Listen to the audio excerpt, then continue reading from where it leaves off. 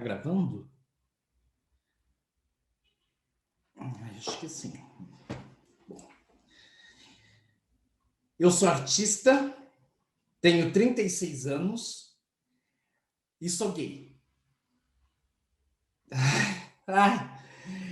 Essa apresentação assim já tira um peso, né? O que mais resta dizer? Agradecer a quem vai ver esse vídeo e fazer uma reverência a todos que vieram, estão e vêm depois de mim.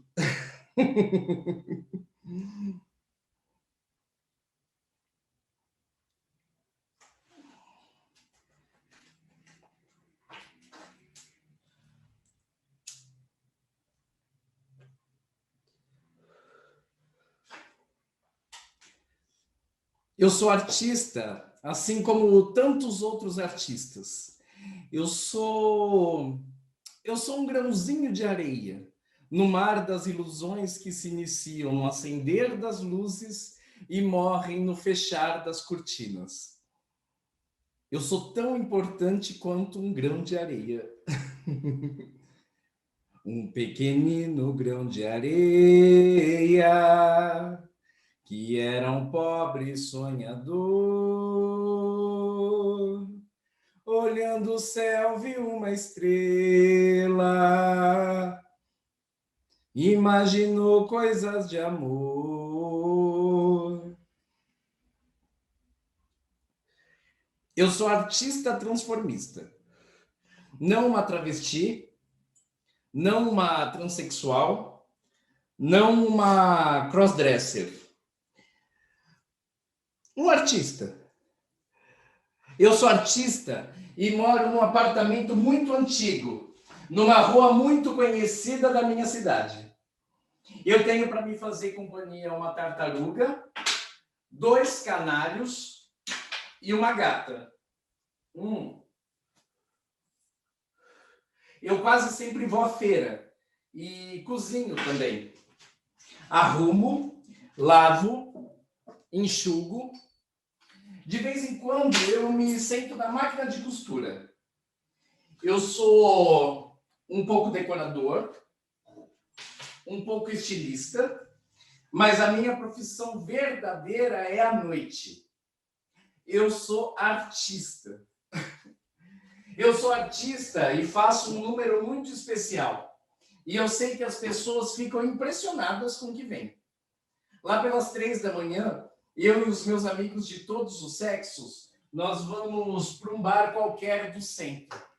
E ali a gente se esbalda e sem preconceito. Nós tomamos pequenas doses de verdades molhadas no ácido. Tchim-tchim.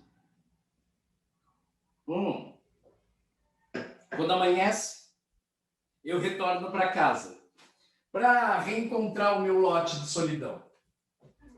Retiro os meus cílios e os meus cabelos como um pobre coitado de um palhaço vencido pelo cansaço.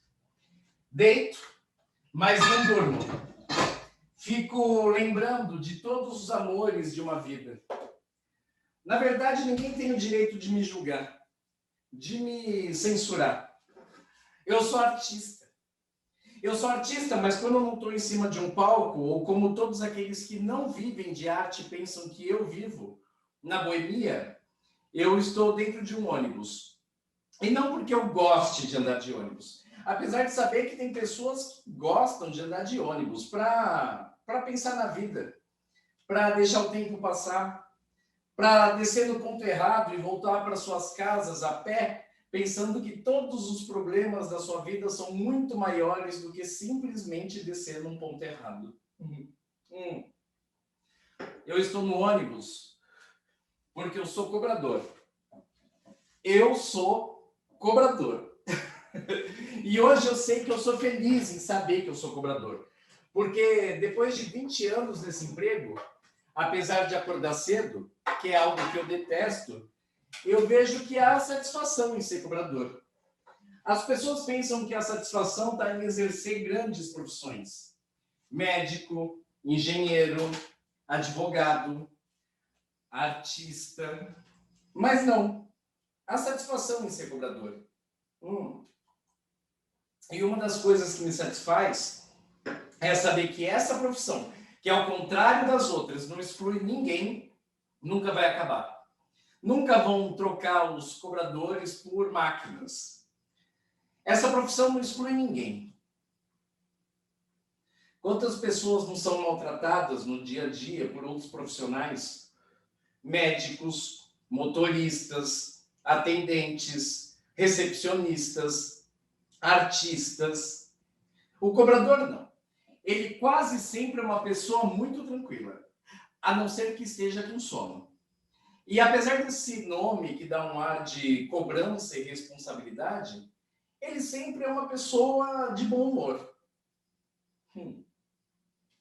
Aí eu sei que você deve estar se perguntando, mas ele diz isso, mas se uma pessoa entrar no ônibus sem dinheiro, ele não vai deixar passar. Querido, se você está pensando isso é porque você não anda de ônibus. Porque quem anda de ônibus com certeza já viu um cobrador facilitando o acesso de uma criança maior de 6 anos por baixo da catraca. Ou pedindo para 2 estudantes ficarem na frente da catraca para não ter que pagar. Ou pedindo para abrir a porta de trás para que um ambulante tenha acesso e também não pague. Olha, o cobrador, ele é um pouco médico, um pouco psicólogo, um pouco malabarista, um pouco analista de sistemas, de finanças também, e um pouco psiquiatra. Claro, receitando remédios que não precisam de prescrição médica. Eu sou artista, transformista, cobrador. E isso que você está vendo não é uma peça de teatro. Não é uma um show de transformista. Não é uma cápsula do tempo. Isso que você está vendo é uma cápsula do tempo. Sim, uma cápsula do tempo. Não entendeu, né? Deixa que eu explico.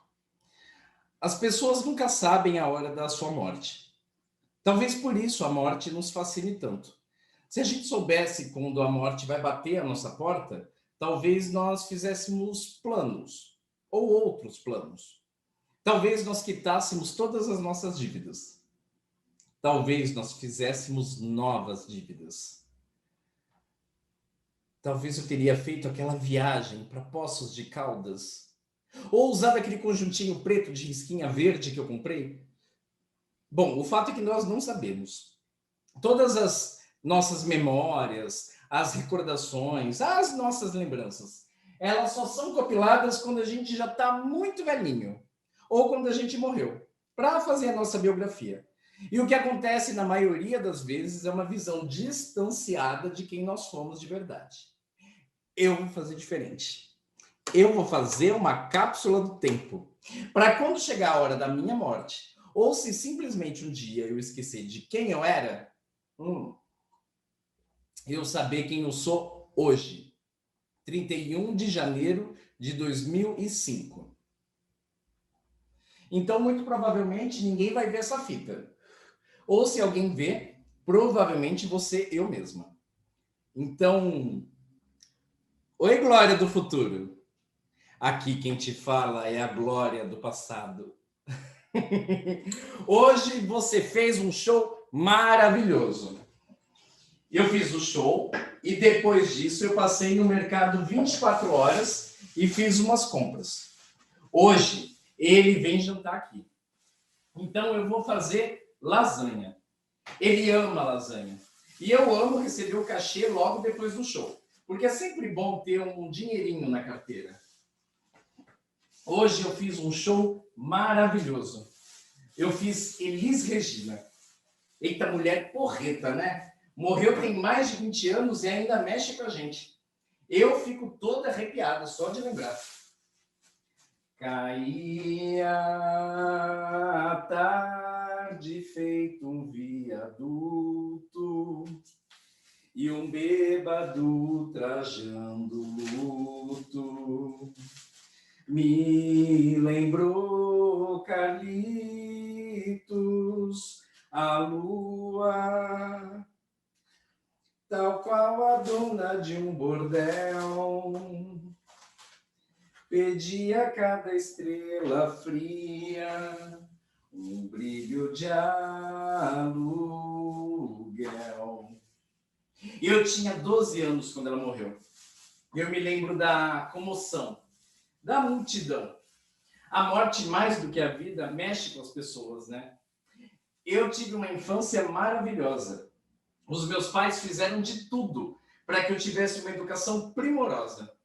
Mamãe queria que eu fosse diplomata. Bom, e de certa forma eu não deixei de ser, porque essa pode ser uma das atribuições em ser cobrador. Eu cresci numa cidade do litoral. Descobri desde muito menino o que era o mar. Aprendi desde pequeno que eu queria ser sereia. O mar serenou quando ela pisou na areia. Quem samba na beira do mar é sereia. Mas naquela época eu era só um baiacuzinho. Vivia na faixa de areia me sentindo a garota de Ipanema da Ilha Porchá.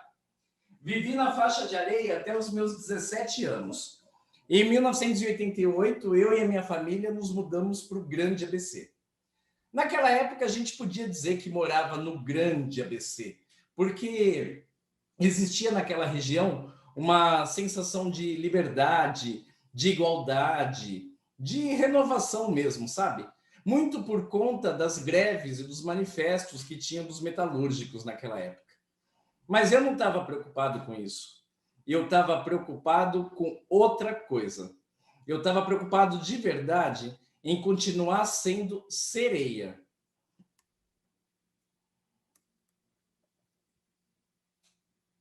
O que eu não tinha noção era da força do tempo no meu corpo. Porque com o tempo, o meu corpo ganhou massa, pelos, minha voz engrossou, e eu já não era mais aquele garotinho de beira de mar, metido numa tanga Fernando Gabeira, lá amarelo manga. Naquela época, também existia uma outra coisa, muito pior do que o preconceito. Existia a SIDA, ou como os mais jovens dizem hoje em dia, a tia, a AIDS. Naquela época, outros como eu, quando saíam na rua e passavam na frente de um bar, os homens lá de dentro gritavam, espirravam, AIDS! Só para mexer com a gente, só para machucar. A gente naquela época era alegoria, divertimento, gozação. Mas eu também não achava que a minha vontade de continuar sendo sereia de água doce estava relacionado a algo sexual. Para mim estava ligado a outra coisa. Estava ligado à minha vontade de performar mulher. Mas também não tinha essa segregação de interesses. Naquela época, todo mundo comungava junto. As que faziam ponto, as artistas, as que usavam no sigilo. Todo mundo curtindo e se curtindo. Alô? Alô? Alô?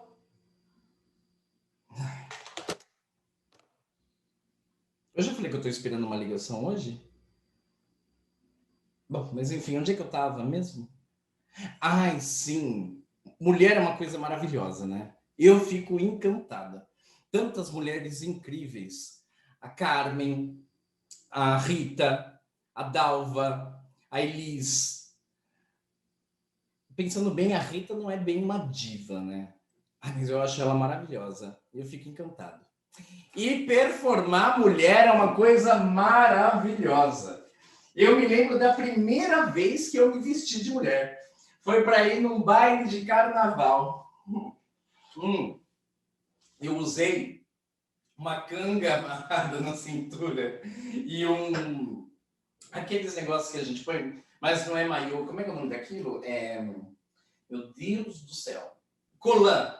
Eu usei uma canga e um colã e uma peruca de uma amiga que me emprestou, porque naquela época tinham poucas no Brasil e eram caríssimas, para ir num baile de carnaval. Naquela época, no carnaval, não importava quem é você.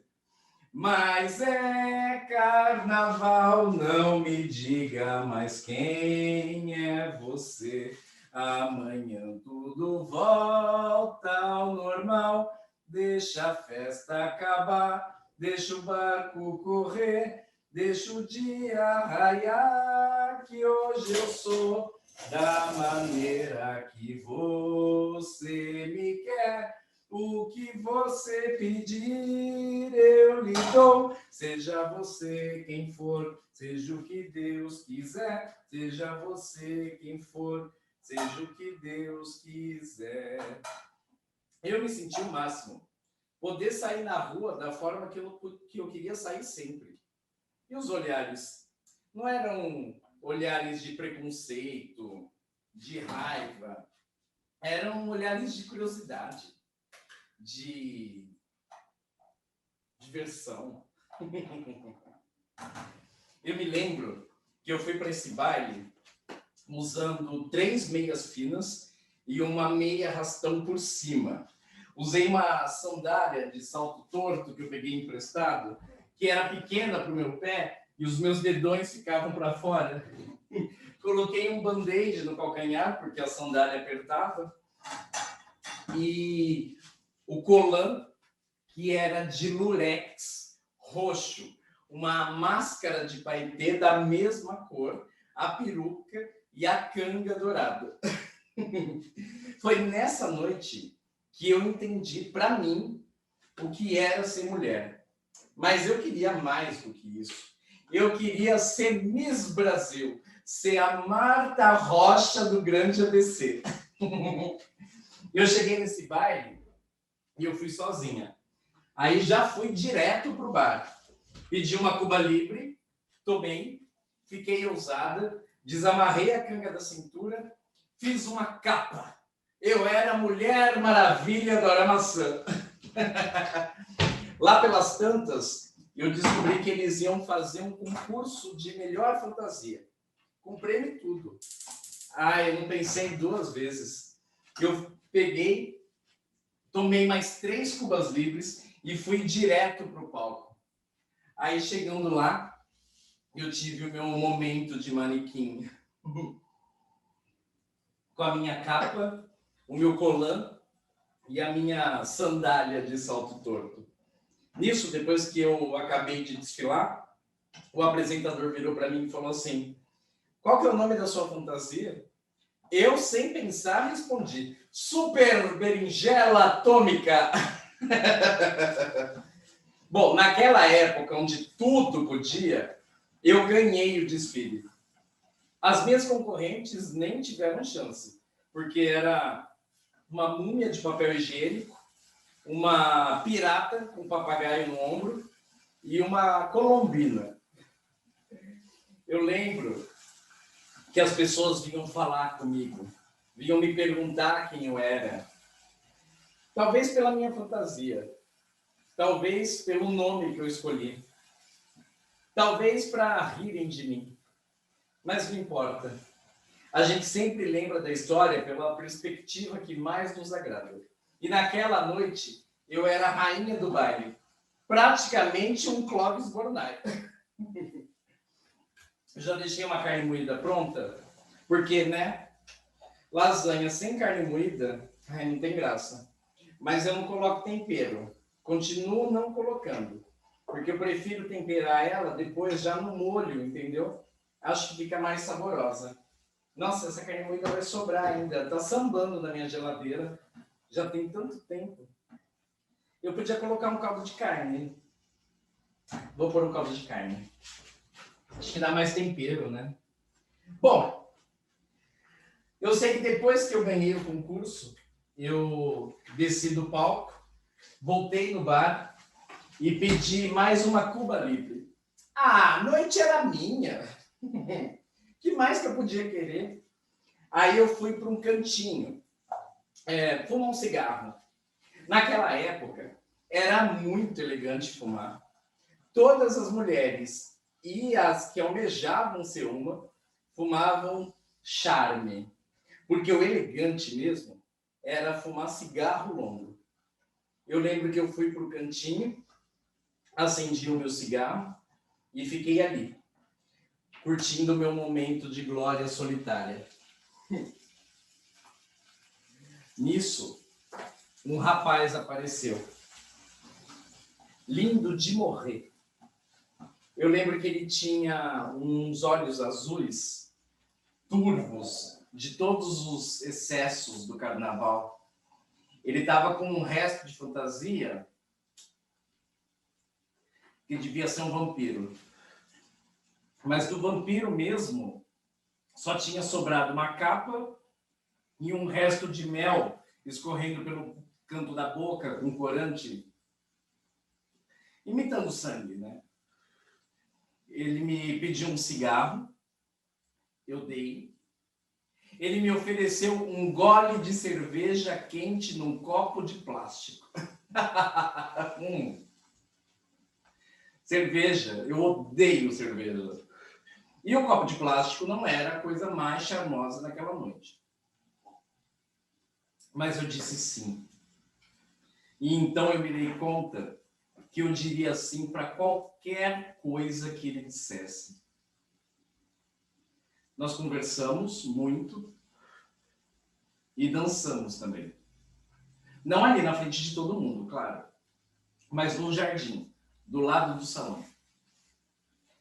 A tua mão no pescoço, as tuas costas macias, por quanto tempo rondaram as minhas noites vazias, no dedo um falso brilhante, brincos iguais ao colar e a ponta de um torturante band-aid no calcanhar. Eu hoje me embriagando de uísque com guaraná, ouvi tua voz murmurando, são dois pra lá, dois pra cá. Bom, depois desse momento todo lindo de dança, eu e ele ali no jardim, eu vomitei. Vomitei em mim, nele, no falso brilhante, no band-aid, no calcanhar, em tudo. Mas não importa. Naquela noite, eu também entendi o que era o amor. É claro que, depois do vômito, algumas máscaras caem e alguns brilhos terminam, né? Mas não importa. Naquela noite eu amei um doce vampiro. E fui amado por ele também. Vamos ver se esse molho aqui tá bom.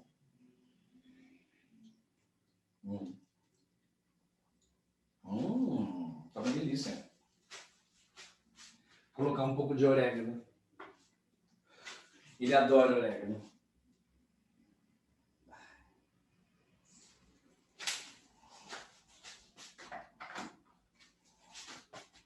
Muito melhor. Muito melhor. Nossa. Deixa eu ver.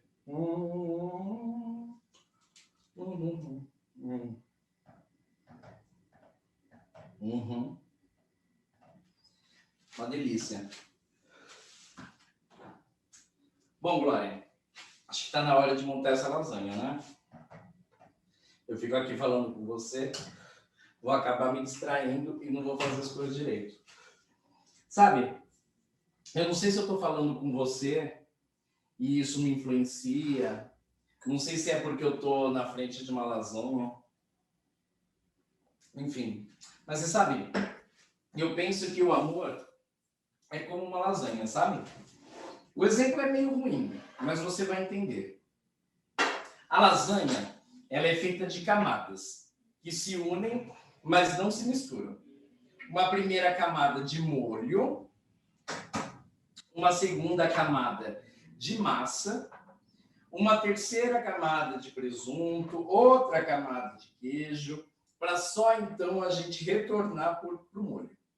É claro que cada uma dessas camadas não é simplesmente uma camada. Cada uma delas tem as suas características. No molho, por exemplo, nós temos a carne, temos o sangue do tomate, temos os temperos, as especiarias, a cebola, o alho. Na massa nós temos os ovos, a farinha, o leite, o apertar das mãos. E nos frios nós temos toda a nossa origem animal, selvagem e pura. Como eu disse, cada uma delas não é simplesmente uma camada, mas todas juntas, cada qual no seu lugar, misturadas pela mão de quem as cozinha, dão todo o sabor e o tempero para a comida.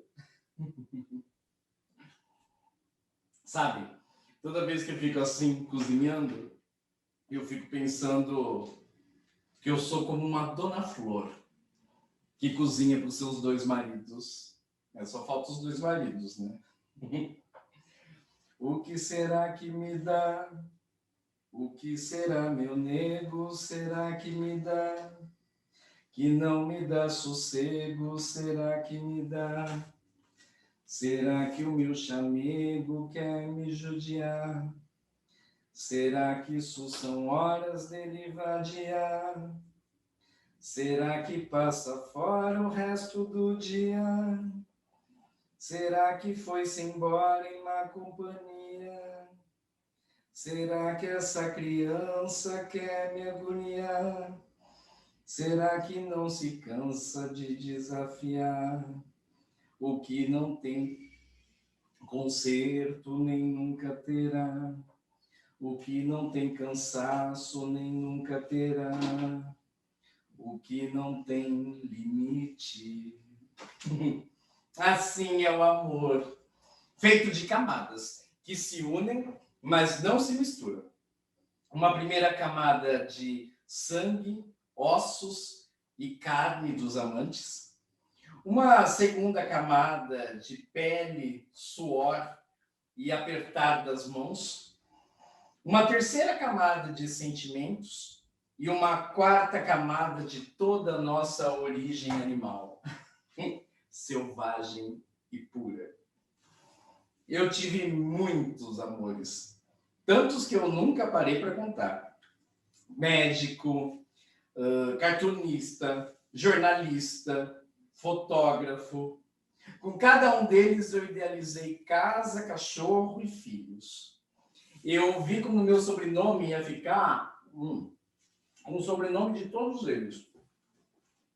Para ver como ia ser meu nome de casado. Eu me cansei e terminei com todos eles. Eu já estava esquecendo de pré-aquecer o forno. Além deles, a gente tem aquelas transas furtivas, né? Aqueles desconhecidos que se tornam íntimos em meia hora de conversa num bar, numa rua deserta, numa biblioteca, depois de um show. Se acaso me quiseres, sou dessas mulheres que só dizem sim por uma... Peraí, telefone. Alô? Alô? Alô? Alô? Ai, que saco. Bom, esse que eu espero hoje, de certa forma, é um amor. Não o primeiro, nem o último. Bom, talvez termine hoje, né? Eu conheci ele logo depois de um show, sabe? E apesar de não me deixar levar por essas pessoas que procuram a gente depois do show, com ele foi diferente. Porque ele viu vários shows meus. E aí me deu uma sensação de que ele me viu de verdade, como artista, sabe? Eu não gosto de sair com as pessoas que vão nos shows, porque normalmente eles vão para a cama com a Cher ou com a Madonna e acordam com um cobrador de ônibus. Isso normalmente gera um desgaste desnecessário, sabe? Mas esse foi diferente. Esse parece que me viu de verdade, sabe? Como eu sou. Então, tô deixando levar. Vamos ver. Tô até fazendo lasanha para ele. Aí depois eu tenho a paixão de falar aqui que eu tô deixando levar. Mas também não vou ficar falando dele, sabe? Acho muito mais interessante falar de outras coisas. Eu acho que amar de verdade mesmo, sabe? Eu só amo a mim mesma. E aos meus vestidos. Eu posso falar de como eu comecei a fazer show. Acho muito mais interessante. Sabe, para mim, nada acontece por acaso. Funciona mais ou menos assim. Eu dou o passo e o universo dá o chão. Falando nisso, olhos para frente, pé no chão, base e os braços que se movimentam como num feitiço. Esse é o segredo de qualquer boa transformista. Um palco preenchido por uma única pessoa. Eu estava trabalhando na empresa de ônibus desde o final de 1988. Era um emprego que eu gostava, porque além de me dar liberdade para fazer as minhas coisas, eu ainda podia passear no horário de trabalho. Naquele primeiro dia do Ano Novo, de 1989, eu trabalhei. Eu entrei às 3h30 da manhã, enquanto todas as pessoas comemoravam o Ano Novo. 1989 Prometia ser um grande ano. Gente, essa mussarela não desgruda. Eu tenho que mandar cortar mais grosso da próxima vez. Eu, no fim das contas, só me sentia frustrado, sabe? Porque enquanto estava todo mundo comemorando, eu estava dentro do ônibus. E eu queria estar de verdade num barco, à beira-mar, vendo os fogos de artifício. Algumas horas depois, eu descobri que aquele navio no Rio de Janeiro, o Batomushi, ele tinha virado e que várias pessoas tinham morrido. Aí eu cheguei à conclusão que o ônibus era o melhor lugar para eu estar naquela noite. A noite estava chuvosa, tumultuada, e o ônibus estava vazio, triste. Eu sempre guardei a minha vida privada. Nunca gostei de dar muita trela para os outros. Quando a gente chegava num ponto final, os homens faziam uma rodinha para conversar. Os motoristas e os cobradores, todos em busca de um pouco de afeto e calor, além de um café e um cigarro quente. Eu preferia ficar dentro do ônibus. Preferia não me misturar muito, sabe? Naquele Natal daquele ano, eu tinha ganhado um livro da Lígia Fagundes Telles. Tinha sido lançado naquele ano mesmo. Era um livro de contos. Um desses contos falava de um rapaz que prende uma garota num túmulo, num alto, assim, lá na montanha, no alto, num cemitério, falando que de lá ela vai ver o mais belo pôr do sol. Eu achei aquilo macabro. Amei. Enquanto a garota esperava pelo pôr do sol dela, eu só esperava pela minha aurora. O sol variava o horário de nascer. Na verdade, o sol nascia sempre na mesma hora. O que variava para nascer era o local que eu estava para ver. Às vezes a gente estava, tudo dependia da velocidade do motorista. Às vezes a gente estava na rua principal. Outras vezes a gente estava numa rua de bairro qualquer. Naquela primeira noite de Ano Novo, não teve nascer do sol. Porque, como eu disse, estava uma noite chuvosa e tinham muitas nuvens no céu. Mas mesmo assim, o sol nasceu para mim, às 7 horas da manhã, e invadiu o ônibus com seus raios luminosos. O sol tinha nome e se chamava Brigitte. Na verdade, ela se chamava Wanda. Mas por ter longos cabelos louros e ser muito fã da Brigitte Bardot, ela escolheu esse para ser o seu nome artístico. Ela era baixinha, atarracada, tinha uma cara de brava, de desconfiada. Eu lembro que ela entrou no ônibus, passou por mim, pela catraca, e não disse nada. Mas na hora, eu senti um perfume doce no ar. E eu imaginei que era daquela boutique cara de São Paulo, a Rastro. Aquela mesma boutique que uns anos depois o dono foi assassinado por um garoto de programa que queria pagar o tratamento da namorada com AIDS. Essa.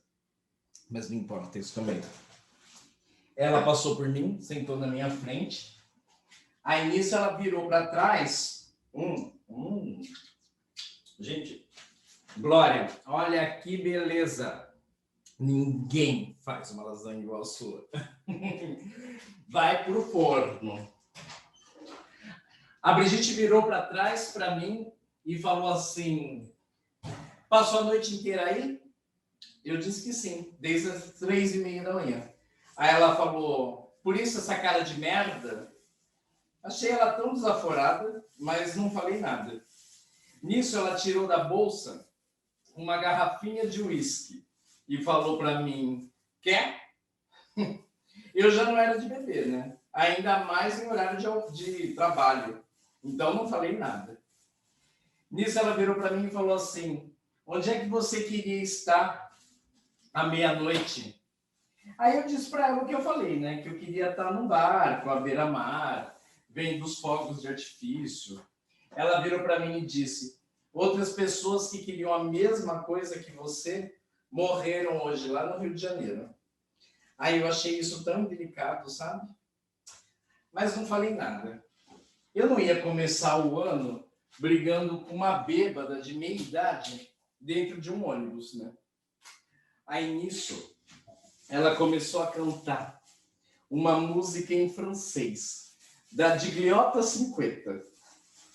O título, claro, era Le Bateau Mouche. On se commence un bateau mouche dommage daqui de la cité.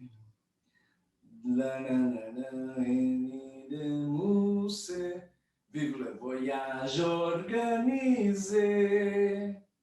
Non plaignons ni de mise. Nanana pour nos amis.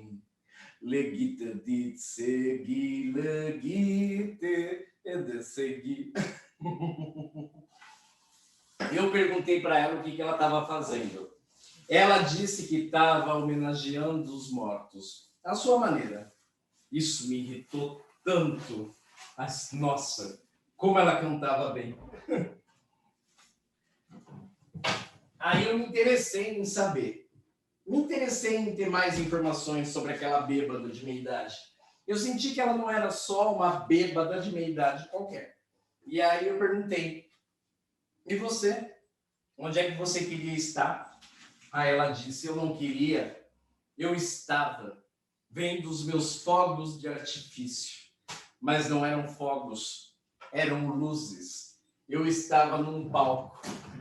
Eu tinha razão, ela era artista. Na verdade, a Brigitte estava voltando de um show de virada de ano, num desses bares decadentes da Vieira de Carvalho. Bom, eu nem preciso dizer que a partir daí a gente conversou como se a gente se conhecesse desde a época que eu queria ser uma sereia lá no litoral. Eu falei para ela sobre tudo. Falei sobre o baile de carnaval, sobre o concurso, sobre como era ser cobrador. A Brigitte não falava nada. Ela só ouvia. Aí nisso, na hora que ela foi descer do ônibus, ela me pediu 2 cigarros e me deu a garrafinha de uísque dela. Só aí ela perguntou meu nome.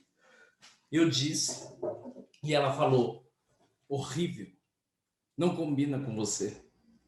A partir de hoje, para mim, você é a glória. A glória em um lugar solitário. Esse lugar solitário não é seu, Glória. O seu lugar solitário é outro. E desceu.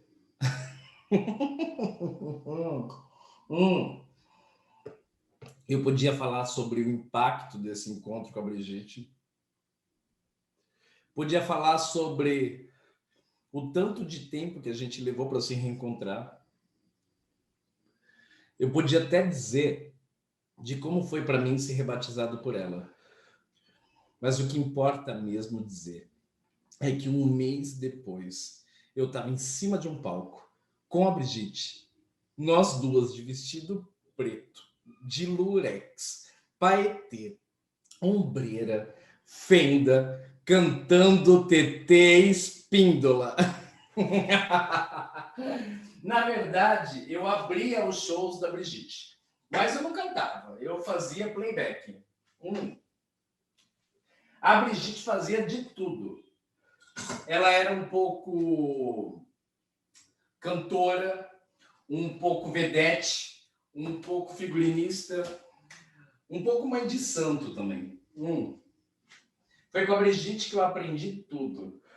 Foi com a Brigitte que eu aprendi a me posicionar no palco, a achar o meu lugar, encontrar luz, me posicionar. Foi com a Brigitte que eu aprendi a beber também. Tchim, tchim.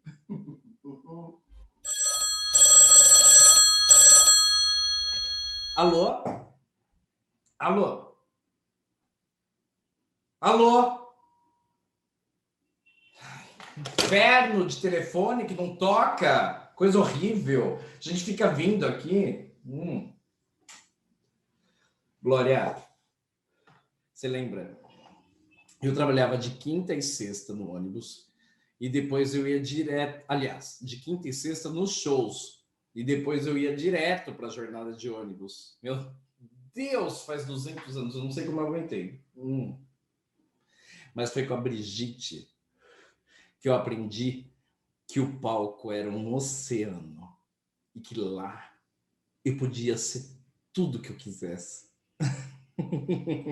Um dia ela virou para mim e falou: eu me inscrevi num show de calouros, numa emissora de TV. Você não quer ir comigo? Eu achei um máximo, porque ir numa emissora de TV era muito maior do que qualquer ápice que eu tinha pensado para minha vida. Na hora eu disse que ia. Eu lembro que eu cheguei carregando um costeiro de plumas imenso que a Brigitte ia usar no show. E aí eu olhei para o cantinho e vi várias transformistas aos montes, todas esperando para participar de um concurso específico. Eu fiquei encantado, mas eu não falei nada. Aí a Brigitte se apresentou e umas horas depois a gente estava num bar do centro, bebendo o dinheiro que ela tinha ganhado. E aí, então, ela virou para mim, aquela safada me conhecia. Ela virou para mim e falou assim, você ficou com vontade, né? Aí eu falei, do quê? Me fiz de desentendida. Ela, de se apresentar no palco, junto com as outras transformistas. Eu disse que sim, mas que não teria coragem. Aí ela pegou e falou assim, por quê? Aí eu falei, pela minha família, pelo meu emprego, pela minha vida. Aí ela falou, que família, que emprego, que vida. A família, o emprego, a vida, é daquele menino de nome feio lá. Aqui você é a glória. Lá você não é nada, não pode nada, nunca será nada. Mas mesmo assim carrega dentro de si todos os sonhos do mundo. A Glória não sonha, ela faz. Ele sonha. Eu inscrevi você. Você vai se apresentar na semana que vem. E vai fazer a rainha maior de todas as rainhas. Carmen Miranda. Eu nem preciso dizer que eu tremi. Desse momento até a hora que eu pisei no palco. Mas eu me lembro de cada sensação. Eu me lembro do apresentador. Eu me lembro das luzes de fogos de artifício. Eu me lembro da Brigitte, escondida na coxia, me assistindo. Eu me lembro dos calouros. Me lembro do calor. Eu me lembro de uma gota de suor escorrendo pela minha nuca. Eu me lembro da letra da música. A canção era Disseram que eu voltei americanizada. Disseram que eu voltei americanizada, com burro do dinheiro, que estou muito rica, que não suporto mais o breque de um pandeiro e fico arrepiado ouvindo uma cuíca.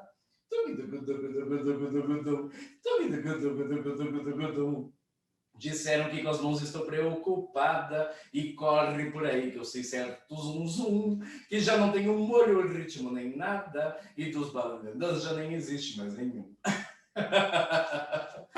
Eu me lembro que eu achei que eu ia explodir. De vez em quando a gente não cabe dentro de nós mesmos e é preciso explodir e dos caquinhos se reconstruir para ser quem é. Eu fiz muitos shows, muitos carnavais.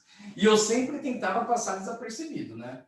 Porque, querendo ou não, eu era um homem que me vestia de mulher. Nem pinto eu tinha cortado.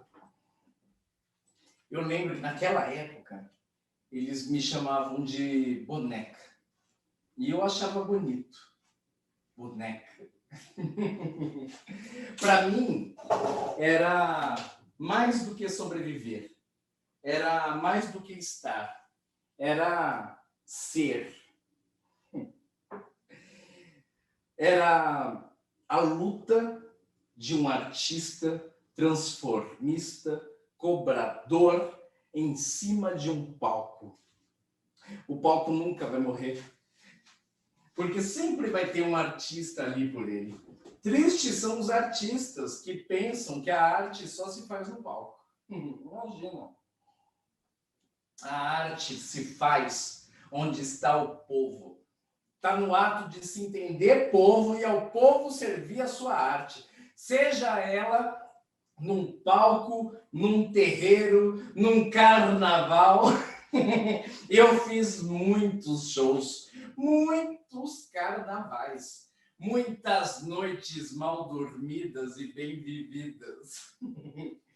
E quando as pessoas vão me ver no show, elas falam: Meu Deus, que transformação! Nem parece você. E não parece mesmo. Quando eu coloco o brinco, que é a última coisa que eu coloco, aí me baixa a mulher. Aí eu me torno uma pessoa forte, independente, dinâmica. No dia a dia eu vou me arrastando, né? Mas quando eu me coloco de mulher, eu sou muito mais jovem do que eu sou. Ainda tem muita coisa por vir, sabe? Mas também existe muita coisa errada. Eu fico lembrando. E se eu for parar para contar para você aqui, nossa, mas eu fico a noite toda. Quantas pessoas que eu conheci que morreram só por ser quem eram. E não basta matar. É preciso humilhar depois que morrer. Quantas mortes um ser humano pode ter? Mas eu não vivo de passado, eu não vivo de lembrança, de memória, eu vivo de recordação. Puta que pariu, a lasanha! Ai, cacete, eu esqueci a lasanha no forno. Glória, eu fico falando com você, a lasanha já deve estar queimada. Ai, não falei, ela tá aqui, ó, só levando bolinho. Ai, que delícia, eu vou tirar ela do forno já. Olha que sucesso de lasanha. Olha isso, borbulhando, ó, ó. E ele não chega também, eu já vou começar. Peraí, peraí. Alô? Alô? Ah, é você? Não, não. Tudo bem, é. Sim, sim, os telefones estão horríveis hoje, é. Culpa dos orelhões, né? É. Eu fiz lasanha. Você já tá embaixo? Mas já? Não, não, é que eu não nem tava esperando você. Tá, não, eu vou pedir para abrir. Tá, não, e você sobe. Uhum. Bobo. Querido, eu não estou de glória. Eu sou a glória. E você? Tá de doce vampiro? Hum. Eu gosto. É. Tá bom. Eu vou abrir. Não, vou abrir agora. Tá, tô esperando você. Tchau, tchau.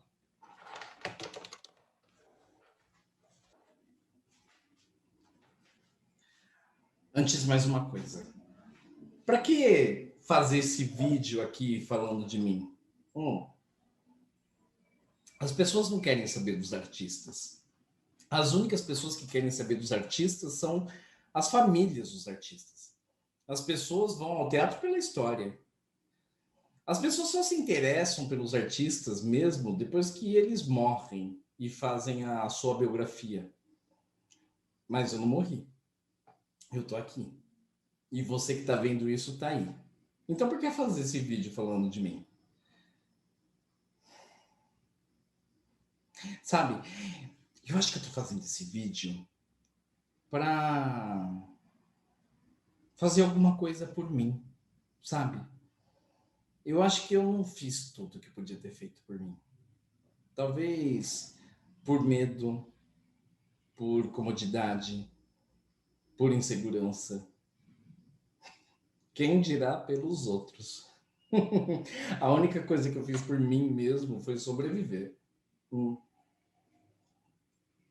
Mas eu acredito que um dia, num show, ou num carnaval qualquer de bairro, fazendo uma dessas divas que eu tanto admiro, Bette Davis, Judy Garland, Edith Piaf, Carmen Miranda, Evita Peron.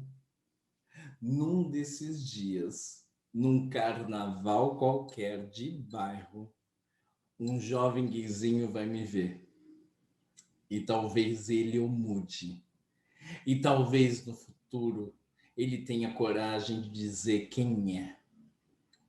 E isso vai valer a pena. Ou talvez não. Bom, de qualquer maneira, o jovem gayzinho tem a bênção da bicha velha aqui. Deus te abençoe, meu filho.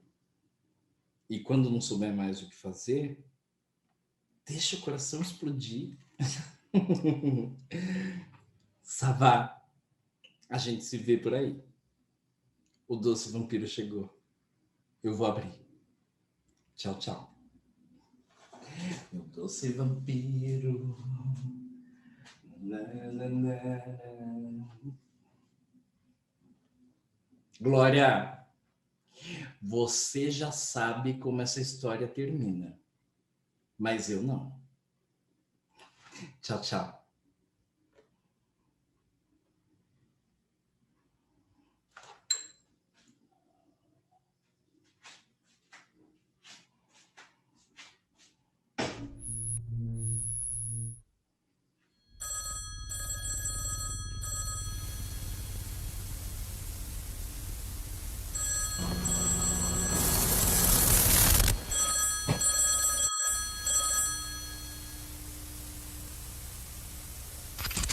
Non, je pense pas parce que même si on a un travail qui vous passionne, si on a personne à qui l'offrir, ce travail, je pense que... Now, don't you look so coy, Vanessa.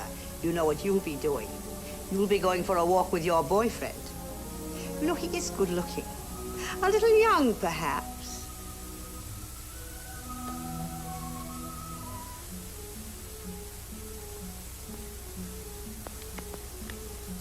Look here. I prefer the stage and contact with an audience. I like it very much. You know why? Because sometimes I walk in the streets in Hollywood and the people look at me and they say, she look like Carmen Miranda. And they say, don't be silly, she's too young to be Carmen Miranda. And I have a lot of fun, you know. But anyway, this is not my natural color.